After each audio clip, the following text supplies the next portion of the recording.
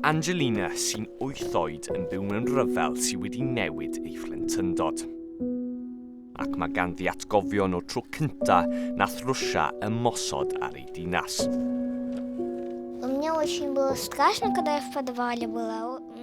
O'n i'n ofnus iawn.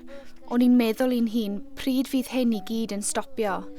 Roedd rocedi'n hedfan, roedd yn frewachus, a nath awyren hedfan dros fy mhen.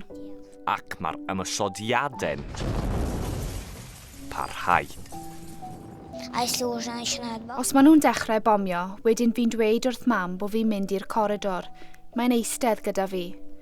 Dwi'n credu bydd y coridor o leia yn goroesi ffrwydrad. Вот тут, видите, вот этот бордюрчик большой там.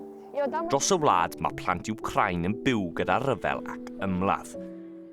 Fel Iere, sydd wedi torri ei choes ar ôl ymysodiadau o'r awyr, yr haf diwetha. O'n i'n ofnus iawn i ddechrau ac yn ofni pob sŵn. Dwi ddim yn teimlo ofn fel na'r rhagor, ond os maen nhw'n dweud bod yna roced yn ymosod ar cherry nif, wedyn fi'n mynd yn wellgo. Mae'n ofnadwy. Mae bron i 2,000 o blant wedi eu hynafu a'i lladd ers i arlywydd Rwsia Vladimir Putin ddechrau ryfel dros 2 flynedd yn ôl. Plant fel Iera ac Angelina a miloedd mwy sydd wedi ei dal yn y brwydro. Y cwbl maen nhw eisiau yw'r ryfel i ddod i ben.